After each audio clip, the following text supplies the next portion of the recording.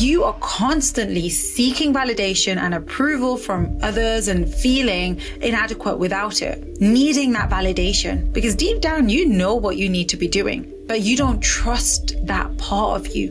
And you are so focused on, I don't want to get it wrong. Am I living because I truly want to do these things, or am I doing it because I need that external validation from everyone else, because I don't know how to live without having that external validation? But if you keep trying to disconnect and hide away from that part of you, you're going to try and run with like one leg. That's hard.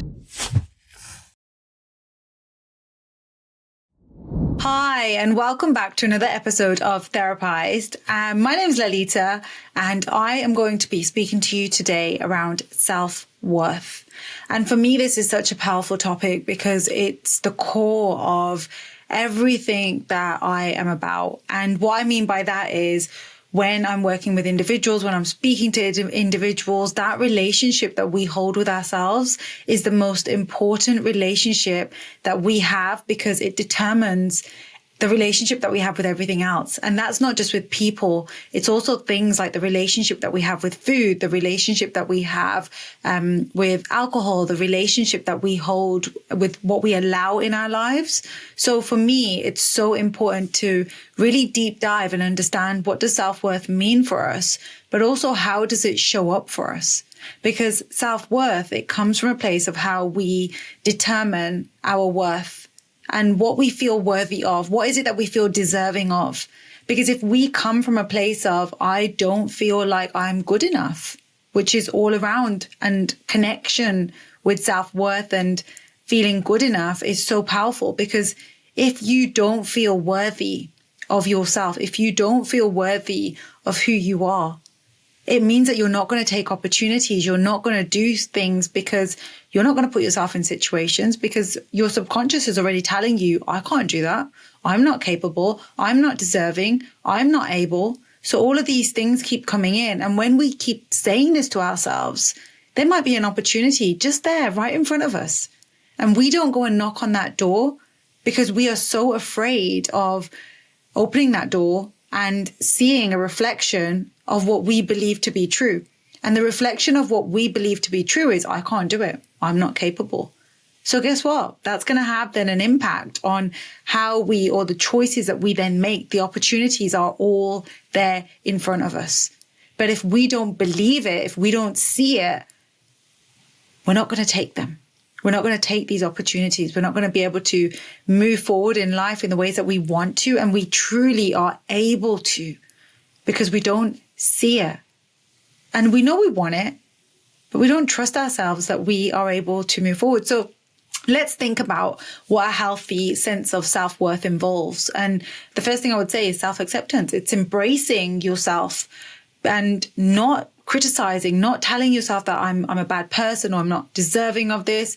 It includes your strengths. It includes your weaknesses, self-acceptance. There may be parts of you that you don't like, but that doesn't mean that you criticize yourself, you judge yourself, you beat yourself up because of that. Because when you have that harsh self-judgment and that self-criticism, it can again hold you back, because it's like, yeah, you're this and you're this and you're this. But that self-judgment, that self-criticism, there's something living beneath that. There's something more going on there. And sometimes that's a journey in itself. And that can take you to a place of self-acceptance, which then opens up all these opportunities for you. And actually, it doesn't even open up the opportunities. The opportunities are already in front of you. It gives you the vision. It gives you the ability to see what's actually in front of you without having the blinkers on, because you're so afraid of what might happen. The second thing I would say is having a healthy sense of self-worth involves self-respect. It's treating yourself with kindness. It's treating yourself with compassion, with dignity, and setting boundaries that honor your needs and your values. It's not just allowing anything in to your space, because the more you allow in, people learn to treat you in that way. And that's often the core of that comes from how you respect yourself. How is it that you honor how you really feel? Because you might think, oh, I need people, or I don't want to upset anyone. I don't want to do this. I don't want to hurt someone's feelings, because if I do, I'm a bad person. And that can keep you stuck, because then you keep allowing things, not just in friendships, but also you may notice it in romantic relationships. You may notice it at work as well. And this is all connected to the root of a lot of self-respect side of things is the manifestation of people pleasing, of perfectionist, because deep down there's this part of us that doesn't respect who we are. So if you don't feel good enough, you're not going to respect yourself. If you don't feel good enough, you're not going to accept who you are in that moment, because you're going to keep giving yourself this self-criticism, this judgment, being really mean to yourself. But there's another way. There is another way. And that way is around you learning to love yourself, learning to honor what's important to you, learning to put in boundaries, learning to communicate what's important to you. Because you might be thinking, well, people don't treat me in this way. Yeah, but maybe people don't treat you in this way because you haven't told them that this is what's important to you. You haven't let them know that this is what you're looking for. So this is where communication is so powerful.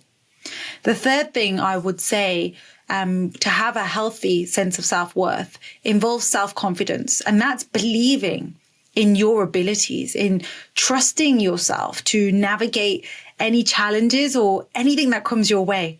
Because sometimes we're afraid of, I don't want to open the door and go out there, because if I do, what if I don't know how to deal with it? What if something is out there lurking? And what if this happens? And that's it. We have all these different what ifs, which again, keep us here, keep us stuck, keep us in this space. And ultimately it's keeping us safe, isn't it? Because it means nothing bad can happen to us. But this is where self-confidence and self-trust is important, because no matter what happens in life, you trust yourself that you will get through it. This is where self-trust is so powerful. And maybe once upon a time that was taken away from you and you never learned to trust yourself because you were living outside in. But now is your chance. Now is your space to start trusting yourself. If you notice a feeling coming up, sit with that feeling, learn to communicate what's happening within you. Because if you keep ignoring that and focusing on what other people say you're looking for a new dress and you've gone and you've asked all your friends, what do you think of this? What do you think of this? What do you think of this? What about you? What do you think? What do you think about this dress? Because if you're so focused on what do other people think, why are you not trusting yourself and your decision? What do you like? And maybe once upon a time you weren't able to focus on or think about what it was that you wanted to do because decisions were made for you or this was taken away from you. But now is your time. It's never too late. And these aren't skills that you cannot learn. You can learn these skills. The skills of trusting oneself, the skills of learning to become more confident in your abilities, in learning to sit with things that are coming up for you. But if we keep avoiding this shadow part of us, if we keep avoiding because we don't want to look at it, there's a resistance there with us and this side of us. What's that about? There's something more going on underneath that. And that's where it's important to try and make sense of what's happening there. The second thing, or the fourth thing I would talk about is to have a healthy sense of self-worth includes self-love.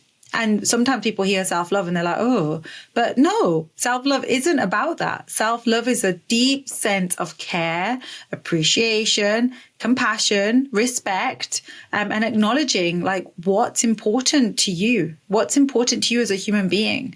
Because how do you love someone else? You love them by perhaps doing things for them or giving them things that they may want, or listening to them, empathizing and showing that you appreciate who they are. But you can do it for someone else, then you have the ability to do it for you.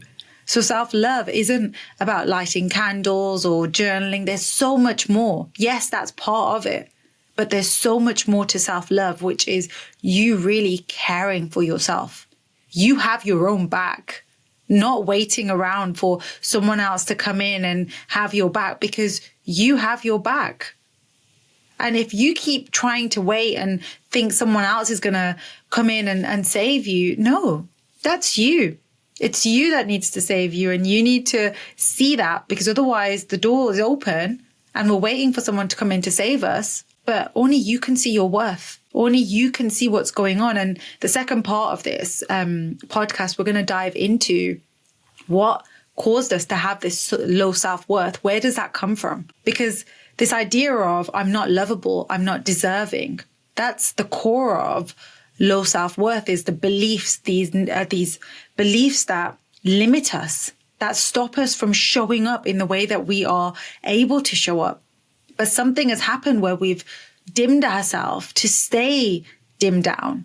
But we now need to know, how do we light back up again? And that's what this is all about, is how do we light back up again without the fear, without the confusion, without the overwhelm of what am I going to do? What am I going to do? How do I do this? And the fifth thing I would add to having a healthy sense of self-worth is authenticity. It's you learning to live in alignment with your true values, your true desires, and your passions, and not going against what this person wants this or this person wants this, but you learning to really express yourself genuinely and authentically in the world. And maybe once upon a time, you weren't able to do that. You didn't have the voice that you perhaps wanted. You didn't have that because there was so much more going on, or because other people took that away from you. So your power was taken away. But that doesn't mean that you aren't able to get your power back right now. That just means that once upon a time, you learned that you had to just dim yourself down. You learned that it wasn't okay to show up in the way that you wanted to. But that doesn't mean that right now you can't light yourself back up again, because it's there. The light's already there. It's about you tapping in. You wouldn't be here right now listening to a podcast like this if you didn't believe that there's something more within you. And some of the signs of low self-esteem, and I wanted to purposely speak about this because sometimes we don't realize we can get confused between confidence and self-worth. And self-worth comes from these beliefs that we hold about ourselves. And we learn these from a very young age, which I'll go through in the second part of this podcast. But the first part, what I really want to focus on is trying to understand what are some of the signs. How do you know you may have low self-worth? What are some of the things that you might be doing in your everyday behaviors that might be showing up that cause you to have low self-worth, that cause you to not see what's in front of you and the opportunities that are all there? So what are these things? So number one, I would say, is negative self-talk. So how do you speak to yourself? If you're constantly criticizing yourself, if you're constantly focusing on your weaknesses, if you are doubting your abilities constantly, oh yeah, I'm not good at that, or I can't do that, or this is if that's you and you constantly have this negative self-talk, that could be a sign. And that can also be very draining for you because you're constantly avoiding situations where potentially it's out of your comfort zone or it doesn't feel safe. So ultimately, there's something else going on that's serving this negative self-talk. And this negative self-talk might be playing out because it keeps you safe, but it kept you safe once upon a time, but it's no longer serving you in the way that it once did. Now you're ready to remove it, but there might be, well, how do I do that? And we look at that moving forward in the next part of this, the podcast episode, because for me, it's, let's become aware of what's going on here. But then we also need to understand, well, why? Why does it show up like this? And then we can move into, okay, how do I now move forward with this? So the second sign, social withdrawal. If you're avoiding social interactions, you don't really want to be around people, you isolate yourself, you constantly feel uncomfortable in social situations, that could also be a sign of low self-worth because you just feel like, oh, there's too much going on. If you think of social situations, there's so much going on that you're feeling overwhelmed and it's like, I don't want to even be in these settings. And if you are, you can notice yourself feeling quite quiet, not really giving eye contact, not wanting to look around, really struggling to make conversation with people. So all of these things might be coming up for you. And if you notice that and you think, oh, what are they thinking about me? And constantly having these thoughts of, I wonder what they think. I wonder what they think. I shouldn't have said that. Maybe I should do this. Maybe I should do that. And constantly living sort of like outside and in your head, that can also be a sign added to this social withdrawal. The third thing I would say is perfectionism. So if you're setting unrealistic, high standards for yourself and feeling like a failure if you don't meet some of these standards, that might be a sign where you feel like, okay, I'm constantly striving and I'm putting all these high expectations. I'm never getting them. I'm never meeting these high standards I keep setting myself.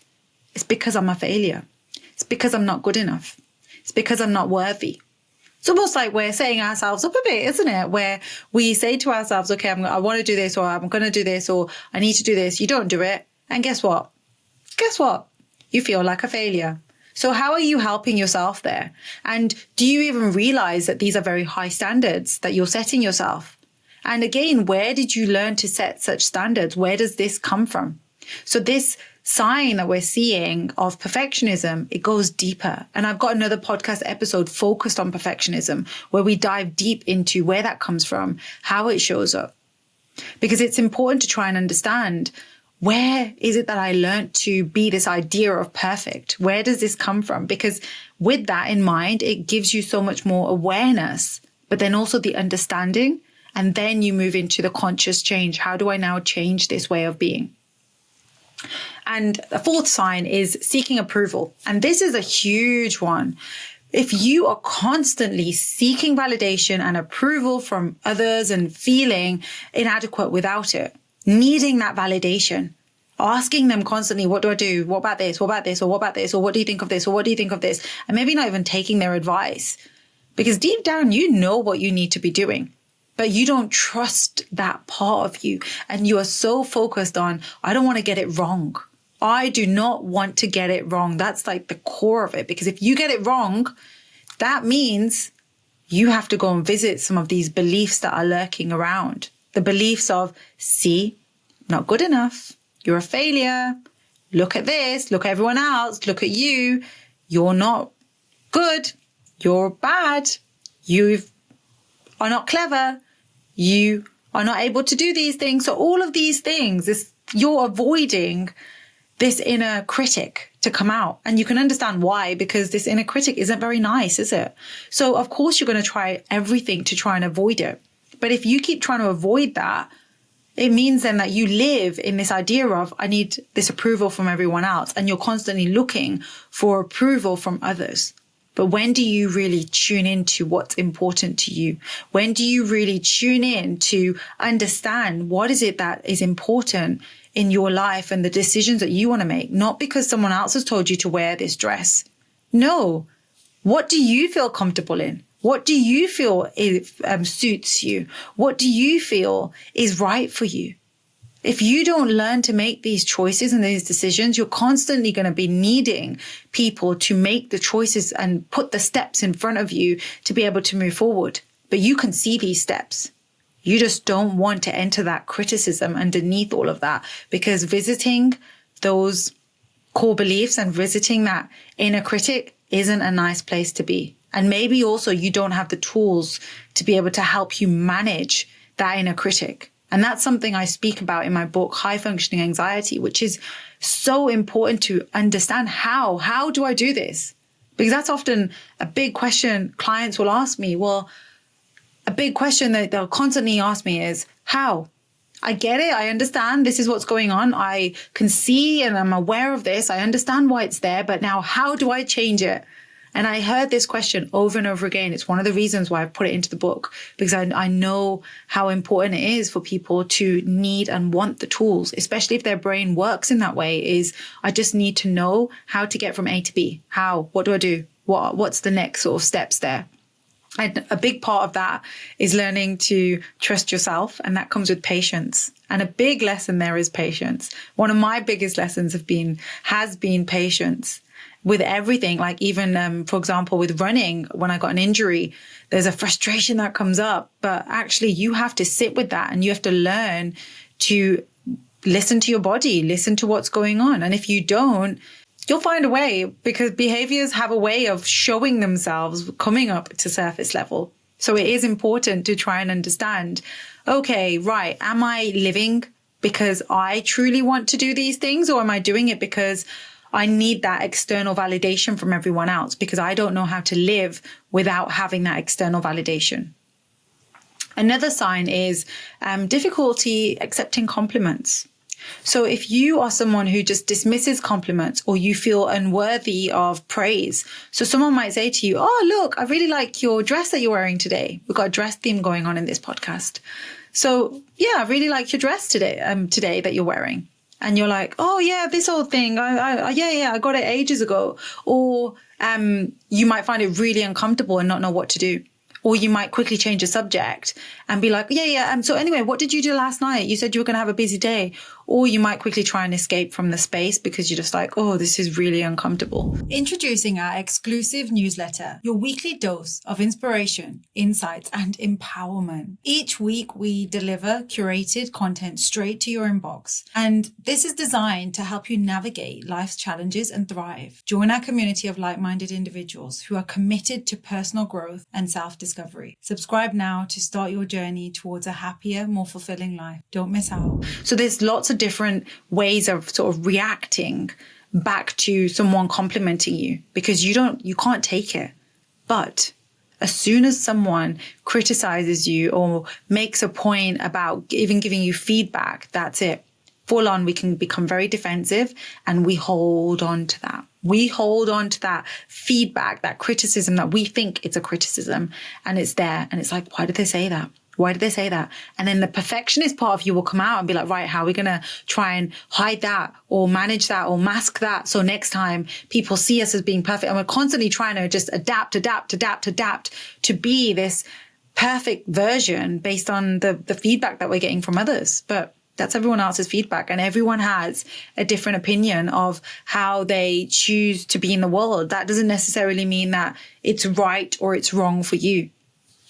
Now, another sign is fear of failure, and that's you avoiding challenges or any new experiences due to the fear of failure or making a mistake. And this is where I said, I don't want to get it wrong.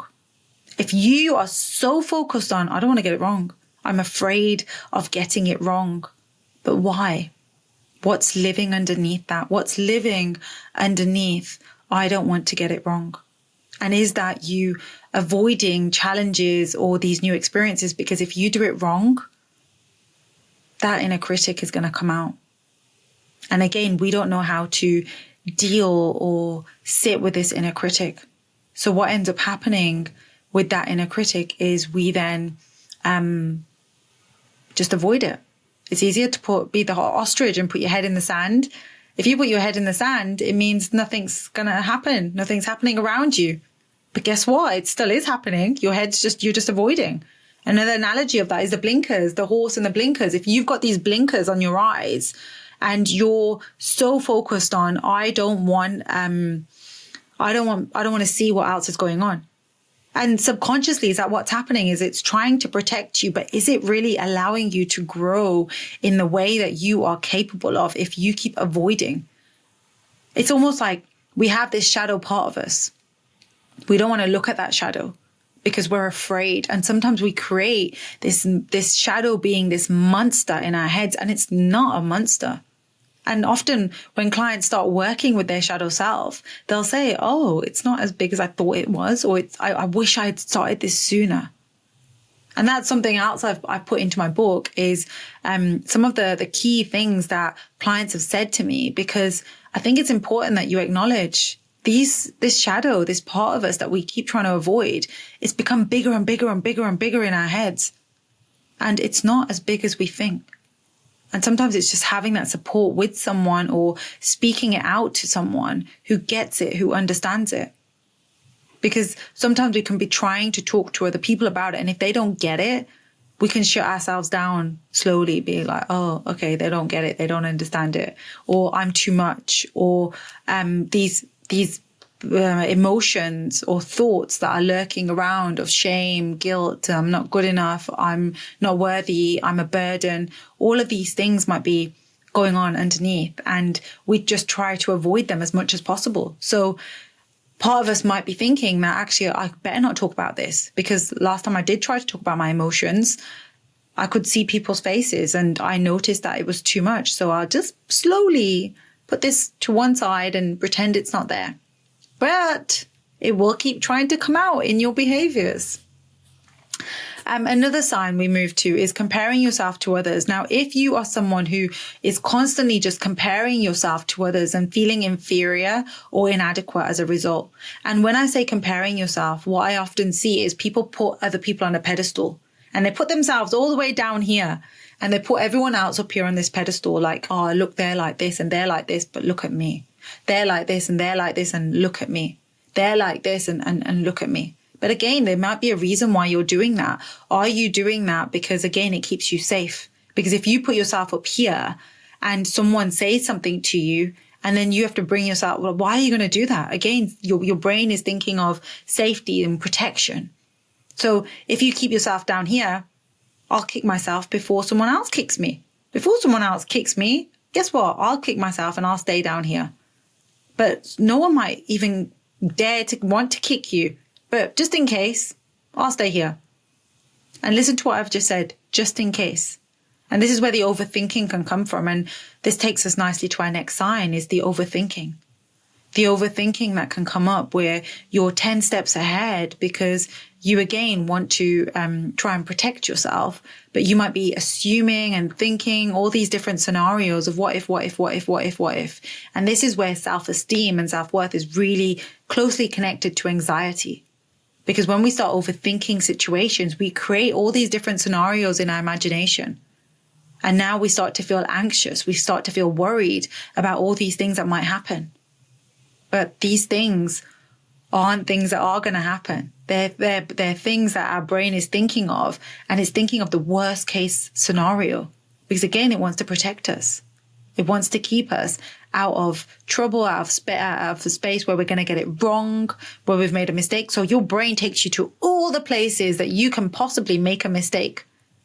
But that's not the reality of the situation. And this takes us nicely to another sign, which is a lack of boundaries. So this is where you have a difficulty saying no or allowing others to mistreat or just take advantage of you. And this goes back to, what do you allow in? If you keep allowing these different things into your space, people get used to, they're allowed to do this. They're allowed to treat you in this way because you're allowing it. And you might be thinking, but I wouldn't do that to them. Why are they doing it to me? But people will treat you how you allow them to. People will treat you how you teach them to.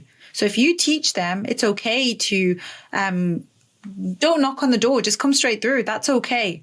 That's what you're teaching people. People will keep coming in and not knocking on that door. And then you're sitting thinking, why did they not knock? But have you told them that that's not okay? And have you locked your door or have you left it open so they think it's okay? So this is where also communication is important when we think of low self-esteem. But sometimes we can get lost in not having that communication because we think they should know. But they are different to you. Maybe you are someone who picks up on signs and who doesn't treat people in that way, but not everyone is you. And that's also another hard lesson. And that's for another podcast episode. Another sign I would say is self-neglect, and that's neglecting your physical, your emotional, your mental well-being due to a lack of self-worth. So if someone says to you, look, I need you to come over, you might think, oh yeah, I better go because they need me. And you might be exhausted, you might be tired, but you think, no, I better do this for them. I need to do this for them. This is where it can also lead to like low mood because you feel quite disconnected. You may not feel seen. You might feel like people don't really care for you, but people may not know how to care for you because you haven't shown them. And this isn't about blaming you. It's about helping you to understand, how does low self-esteem manifest in your life? How does it show up? Because if we are keeping ourselves in a space, and that's where we're vibrationally going to keep attracting people into this space. So if we are coming from a space of, I am not good enough, vibrationally, that's what we are going to keep attracting. I'm not good enough. I'm not good enough. I'm not good enough. And this is why when people go through therapy, they start to become more self-aware of themselves, their patterns. They start to understand. They start to change the way that they show up. And as soon as they start changing, they start looking at their relationships thinking, hang on, why is it that this person's treating me in this way? Why is this person treating me like this? Why is this person treating me like this? And that's because they've realized they've been allowing something at this low frequency where I'm not good enough. And when they change their frequency everything else starts changing around them. But that frequency the core of that frequency is low self-worth. Because if we change the frequency to you feeling enough within yourself, and of course, there's going to be days where you don't feel enough. But that then doesn't mean that you're a bad person or that you start seeking the validation from everyone else and you are critical towards yourself. No, it means that you might be having a day where it's difficult, but you don't turn to negative self-talk. You don't turn to disconnecting yourself. Actually, you realize this is a day and it's difficult and you understand what's going on within you, but then you look at some of the tools to help you work through that rather than thinking, oh, I'm just going to go back to my old ways, because you're not. A caterpillar becomes a butterfly. A butterfly can never go back to being a caterpillar. It can go and sit down on the floor the way that it once did as a caterpillar, but it will never become a caterpillar. So sometimes people say, but I feel like I'm moving forwards, but then I go backwards. So you're never going backwards. You go and maybe sit in the same space that you once did as a caterpillar, but you have evolved. You're not that same person. You've now become aware that you're sitting on the floor. You're now aware that you're taking 2 steps back. That's growth. That's you developing in so many ways. Because yeah, we do fall down. We do realize, oh, I've fallen down here. But that's where you have a choice. Do I stay and start thinking I'm a caterpillar here? Or do I start to realize, okay, my wings might need a bit of rest here. And then you allow yourself to fly back. And maybe you need that rest. Maybe that's part of your lesson there. Maybe that's part of your journey there, is to understand, like, what is it that you need in that space? And this is the beauty of life, and not being afraid of things that are coming up, but really trying to understand, okay, these things are happening around me. What is it? What's going on? What are the feelings coming up for me? How do I communicate with these things that are going on? Because that's where a lot of work happens, but also your growth. This is where your growth also will continue, because you start to realize what's important to you and how you want to continue changing that frequency. Otherwise, you get stuck in, but I'm not good enough. I'm not good enough. And you are worth so much more than I'm not good enough. If you stay in that space, like I said, everything that you're going to be attracting in that space is, but I'm not good enough. I'm not good enough. But you are enough. And when people, they start really working from this place of, I am enough, the things that you're capable of, the things that you can then focus on, you're not scattered. You're not, I need to do a bit of this, or this person wants me here, or this person needs this. You get clarity of actually what's going on here. What's right for me. You get, and this shows up in like the work that you do with like your planning, your organizing, your day to day, the friends that you hang out with, all of these different things, they show up in that way. Now, I'm going to move on to talking about now the reasons we have low self-esteem. And one of the 4 things that I want to focus on is trying to understand what is it that causes us to have this low self-worth. And yes, I am going to go back to our early attachments to start with, because for me, it's trying to understand, okay, the early attachments that we had, this, maybe we had childhood experiences where we learned in that space that we weren't enough. And it's not to blame anyone. It's not to go back and blame our parents, but it's to understand, what did your child version go through? Because your child version would have gone through something that makes your child believe, I'm not worthy. I'm not deserving of love. I'm not good enough. People don't love me. People don't care for me. So there may have been things that have happened there. And sometimes people will say like, but I had a really good childhood. Things were fine. But were they fine, or were you avoidant to the things that were going on? Were you disassociated? Were you disconnected? And this isn't about saying, oh, you went through trauma. No, this is saying what happened? What happened in your early experiences that gave you a belief that you focused on, that you are still focusing on, that tells you, that screams at you that you are not enough. So when we go backwards, a lot of our answers, they start from the beginning.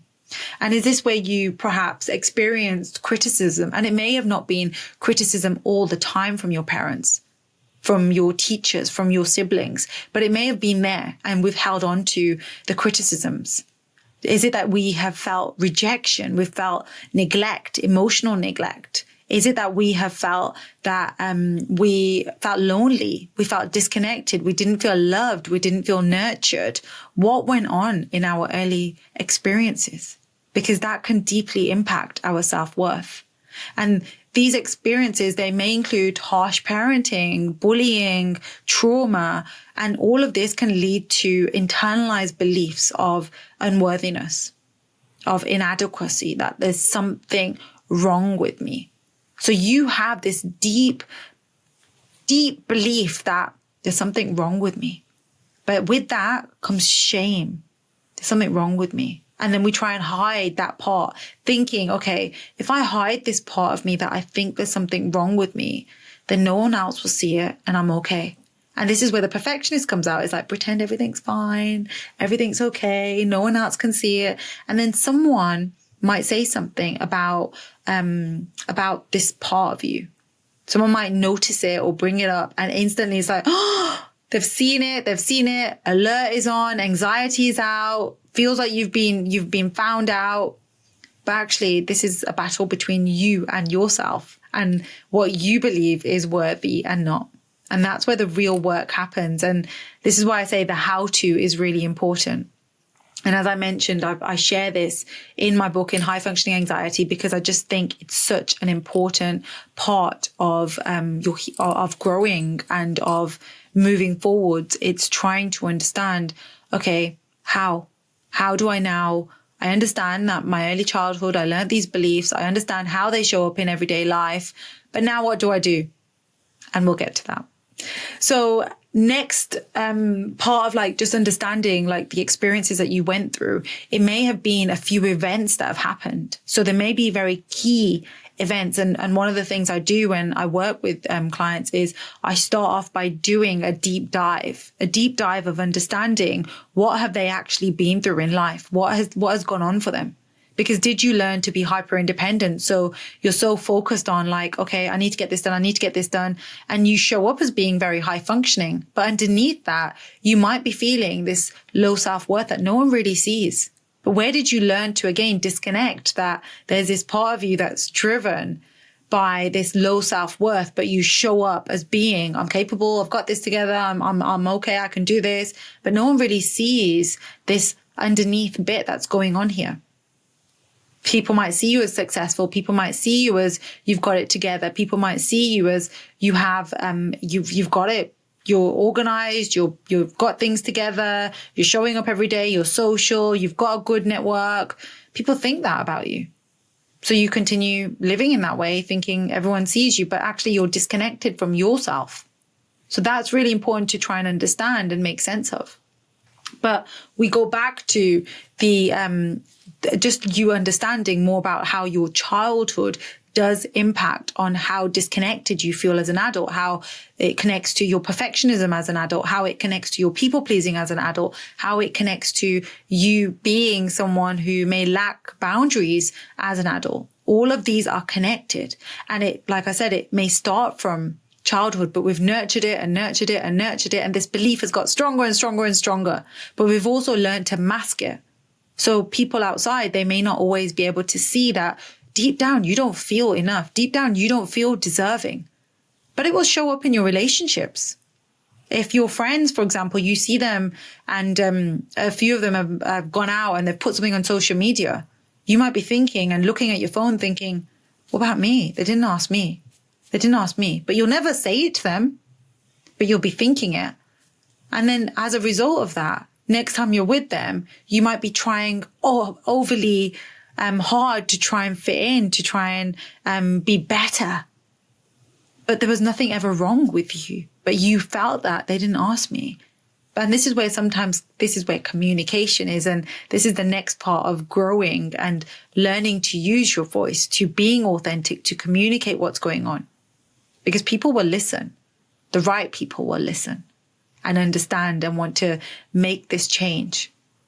But if we're constantly using things that we're seeing in our friends, in our family, in our romantic partners, in our workplace, and we're getting feedback that we're not enough, we get caught in this loop of I'm not enough, I'm not enough, I'm not enough.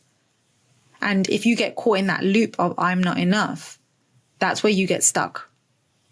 And you continue through life, 10 years go by, another 10 years go by, another 10 years go by, and you look back at life and you think, what have I been doing? I've allowed so much. I've been the empath, being the caregiver, being the one who's been there for everyone else, being giving and giving and giving. But what about me? And you'll get to a point where you hit that brick wall and you think, what am I doing? I want to change myself, because you don't feel that purpose, that contentment, that joy, and you're fed up of this temporary short-term fix. You're wanting something more. But it goes back to, I don't know how to. So often we stay stuck in patterns because we don't know how to get out of them.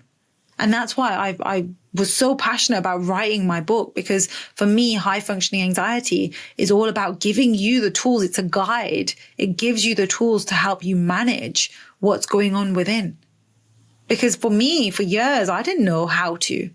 And I was lucky enough to find a path that allowed me on this journey. But otherwise, I would sit there and I would be overthinking, and I'd be worried about what people would be thinking. And you get stuck. But when you know how to get out of it, you're free. And that's the feeling that I want everyone else to feel. Because for me, being able to come out of that space and that heaviness and the dark place that you can find yourself in, into a space where you feel enough as you are. You don't crumble at someone saying something to you, because you know how to stand in your power, because you're not giving your power away to someone. You learn what power is. You learn what energy is. You learn and you deep dive and you go deeper and deeper into yourself and make sense of all these different things that are going on. And that is growth, and it's beautiful growth. And I see it in clients over and over again when they come back and they tell me, I've done this and I've done this. And it just touches my heart, because I'm like, yes. Because we all have the power to speak our truth. We all have the power to step into our power. And for years, I've been on this edge. And I'm like, I want to jump, but something within me doesn't let me. And it's the belief of, I'm not enough. I'm not good enough. I'm not deserving. But like I said, when we step into that and you learn to just be who you are, everything, all the relationships around you will change. But that change needs to come from within. And that's why I'm so passionate about the work that I do, because I know the changes that can happen when you're invested in wanting to change and wanting to understand. And sometimes we stay stuck because we're not ready. But we may not be ready because we don't have the right path in front of us, and we don't have the right tools to help us get out of this. But like I said, you wouldn't be here right now watching or listening to this if you didn't feel ready. And I would encourage you to journal, to think about, hang on, what are some of the things that I would like to do to help me get out of this? And it's part of this episode, which I will cover that. So another deep-rooted part of low self-worth also comes from how we constantly compare ourselves to others. So we might have these deeper beliefs of I'm not worthy, but then we look at everyone else and we think, oh, this person has this person has this person has this. Look at that person. They look like this. They're in this relationship. They have this family. They are like this. They're on this holiday. Oh, when does it end? Like this comparison. And often we are looking. It's like being on the road and looking out for just a yellow car. You are just going to notice the yellow cars. You're going to miss out on the other cars. And that's what you're doing here, is you're looking for others to be better than you. So if you keep looking at others to be better than you, guess what? You're going to see it. And that just fuels your feelings of inadequacy, low self-worth, unrealistic standards that are set by society, social media. They can exacerbate these feelings as well, leading you to feel very low within yourself, keeping yourself dimmed and dimmed and dimmed. And it's like, I don't want to be seen. I just don't want people to know that I'm here. But you're not here to live in that way. And I will say that again, you're not here to live in that way. No, you are here to shine. But you need to know, how do I shine without feeling bad that I'm shining, without the inner critic screaming out like, who the hell do you think you are shining like that?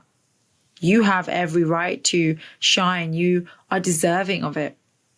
And that's part of like the growth journey, is learning to manage that inner critic, because that's the avoidance. We're wanting to avoid the inner critic, because the inner critic brings up feelings of rejection, abandonment over and over again. Every time the presence of this harsh inner critic is there, it's just there screaming at you with these internalized negative messages that just make you feel worthless, make you doubt yourself, make you hear this inner critic that's just screaming out, and it just reinforces all these negative beliefs that you have of yourself.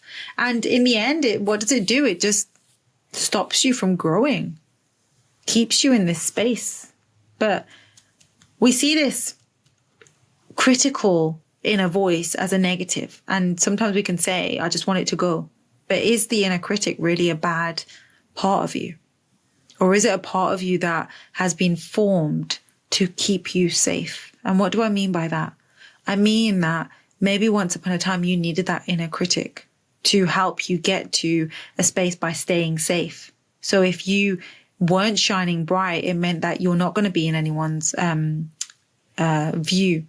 It means that you're not going to be seen by others. It keeps you quite hidden. It keeps you minimal. So if you stay minimal, it's less likely that people are going to see you. People are going to say anything to you. But this is where self-trust comes in. And this is where stepping into your power comes in, because this is where change happens. But change happens from that relationship that you hold with yourself.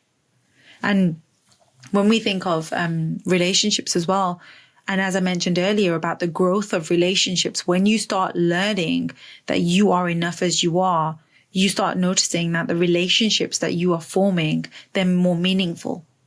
They are more respectful towards you. They aren't characterized by things like criticism or manipulation or emotional abuse, which just keep eroding your self-worth over time. In fact, what you're wanting and what you're seeking is more of the meaning in relationships. But this also doesn't just pivot your romantic relationships. It also pivots the relationship that you might have with money. And this is a really key one, because when we think of the relationship with money, sometimes we're stuck in that. We are dimmed down. So this stops us from being able to get to a place where we know we are deserving of so much more. And I often see this in people in business, in entrepreneurs, where they know they are capable. They've got this amazing idea. They've got this plan in front of them. They know what they're going to do. But guess what? Their relationship with themselves, where they feel like they're not deserving, that projects into their relationship with money, where they feel like, I'm not deserving of that. I shouldn't be charging people that. I shouldn't be doing this. I can't possibly create a business like that. I don't know how to handle and manage people. So guess what? You're going to stay in this space. You're not going to grow. And that's one of the biggest reasons why people's businesses do not become successful. Is because they don't allow themselves to step into what they are deserving of. Instead, they stay in this space where they think that they're safe. And yeah, it's great to be in this space. But is it really great for your future self, or the part or the version of you that you want to get to? And this is where we take that leap of faith and learn to start trusting ourselves and learn to step into the uncomfortableness that comes out. Because if we keep trying to chase this idea, or not chase, but attracting this idea of I'm not enough, that's what you're going to keep getting. And that happens in business as well. It happens in the business opportunities that come your way. Remember, I said at the beginning, opportunities are always there. But if you don't see these opportunities and instead you stay safe with the blinkers on, because you don't want to go into these opportunities, what will people think? Or I'm not deserving of it. I'm not worthy of it. And this is where we talk about sabotage, because we say, actually, there's things in front of you. What's stopping you from doing these things? And sometimes it's beliefs, these subconscious beliefs that are there. And that's why tapping into these beliefs, understanding where they come from, learning how to move forward from them, they don't just change your relationship with yourself and how you show up. It shows up in all aspects of life. And I've seen this with clients. I've seen how they have gone from being dysregulated, being scattered, being like, oh, I need this, or holding on to business opportunities because they think that they need to. But actually, when they let go of these business opportunities, it creates that space for new things to come forward. But it's that leap of faith, that self-trust that is so important in this journey. And when you start flourishing and you start seeing these results, you just thank yourself for taking that leap of faith. And yeah, it can be difficult if you haven't done it, but it's where change happens. It's where your life and you make decisions and you are able to step into a space that's uncomfortable. But if you're a driver, the first time you sat in the driving seat, wasn't that uncomfortable? Think of the first time you did anything. It can feel uncomfortable. And yeah, we're not always good at it. And also, if we think of things that come from making our own choices, we have to deal with something that might be wrong. If we make a mistake, we've done something wrong. If anything, we've done something wrong. So we're always focused on, we've done something wrong. So we're going to avoid that. And that also comes up in the business world is, I don't want to upset anyone. I don't want to put a boundary in. I don't want to say no to someone. So I'll just stay here. So this is all happening at a subconscious level.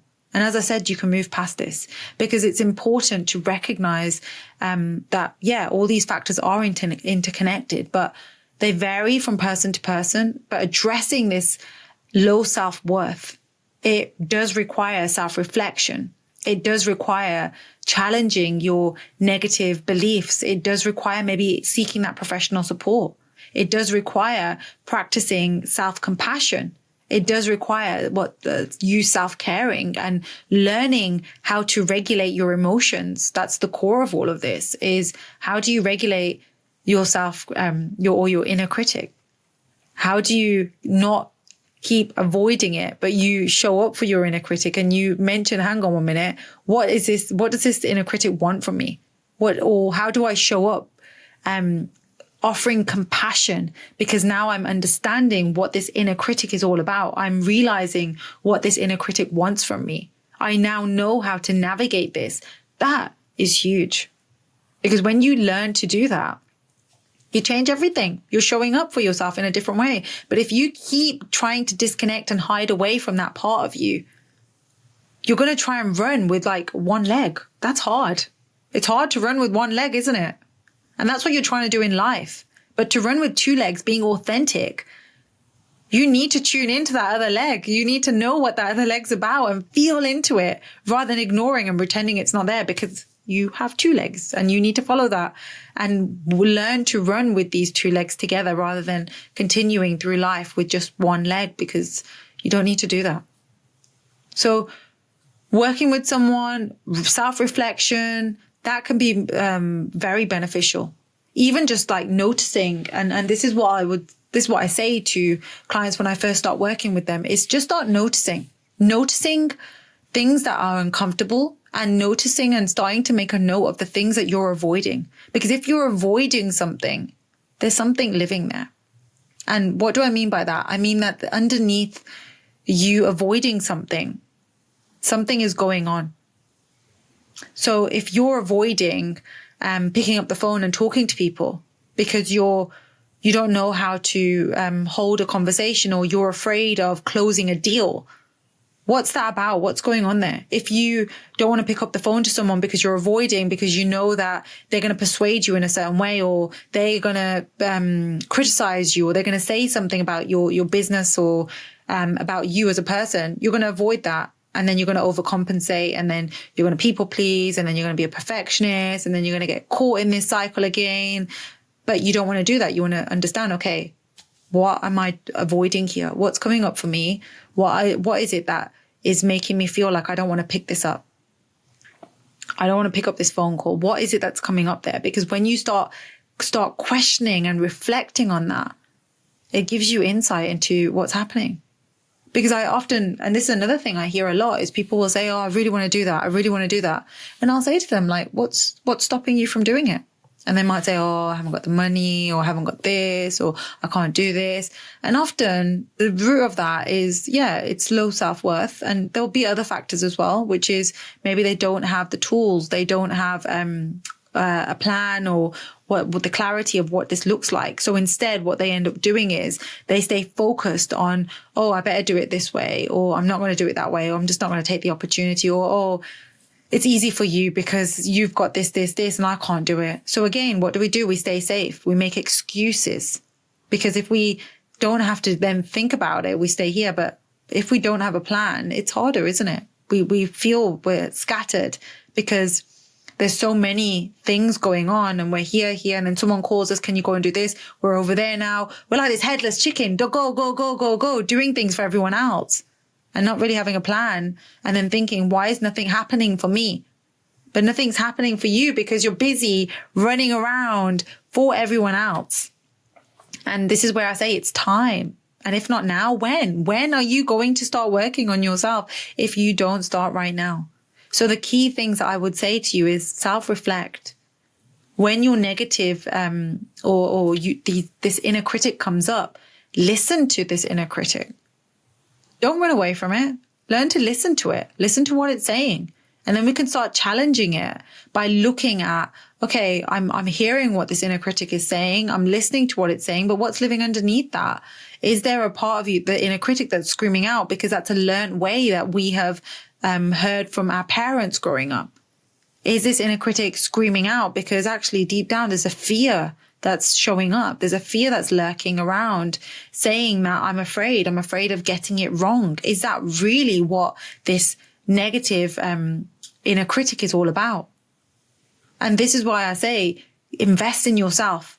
Often people are so afraid of going into a setting of therapy and of coaching because they think, oh, there's nothing wrong with me. I don't want to go into a space like that. But when you come into a space like therapy or like coaching, you start looking at patterns. It's a spotlight on you. And yeah, it can feel scary, but give it a go.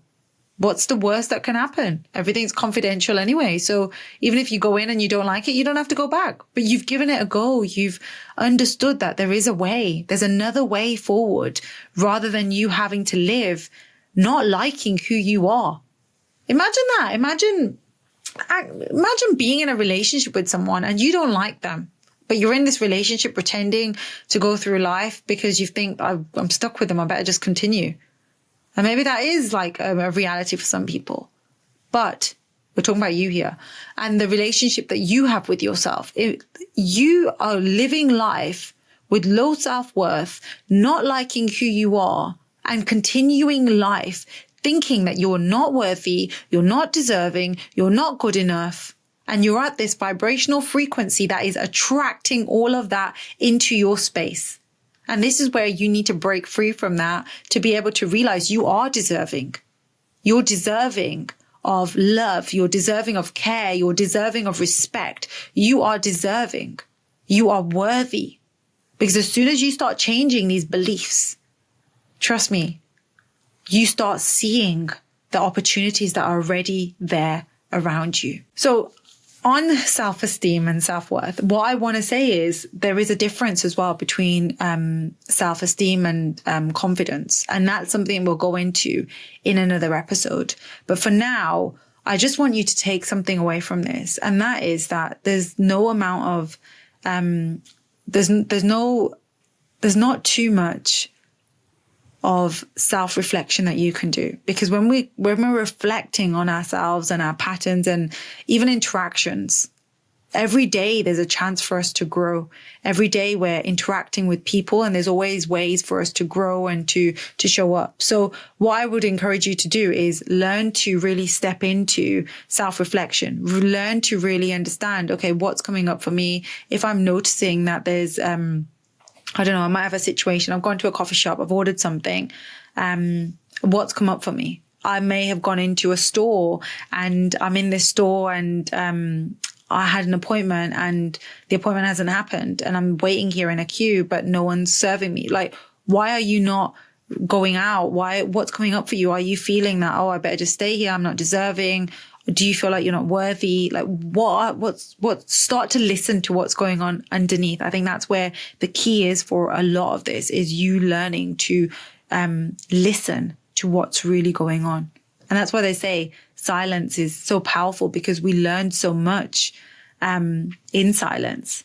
And if we struggle to sit in silence, that might also be stuff that might be going on for us, because we are worried about being in our own thoughts. Like, come on, we have this one life, and it's about learning to love, be compassionate, respect yourself before anything else. What do they say on the airplane? They say, when you're watching the air hostesses, they talk to you and they say, this is the oxygen mask. Make sure you put it on yourself. And even if you've got children, put it on yourself first, and then you focus on your children. And that's all about the self-care. It's like, you need to look after yourself in order then to give to others. But if you keep giving to others, you're going to have nothing left in there to give to yourself. And maybe you don't know how to, but we need to start learning how to. And that's the how to. As I said, it's in my book, something I share a lot about. And if you want to know anything else, we can always create another episode on self-worth, on confidence, on anything else. So any questions, please feel free, get in contact with me. I would really appreciate it if you are able to subscribe. It makes a big difference to me. And I'm very, very thankful. And I can see everyone who's always watching these videos, and I'm very thankful from the bottom of my heart. And I want the best for you. I want you to grow. I want you to be this butterfly and embrace the wings that you have and be this beautiful person that you're meant to be. I will speak to you in the next episode. I've got a very beautiful guest that was going to be joining us. And I look forward to sharing that with you. Be the butterfly that you're meant to. For now, over and out. Take care. Bye-bye. Hey there. Are you ready to take your personal growth journey to the next level? I'm really excited to announce that my new online course is finally here. And in this course, we deep dive into topics we explore on this podcast, but with even more in-depth lessons, practical exercises, and personalized guidance. Don't miss out on this opportunity to invest in yourself and unlock your full potential. Enroll now and join me on this life-changing journey.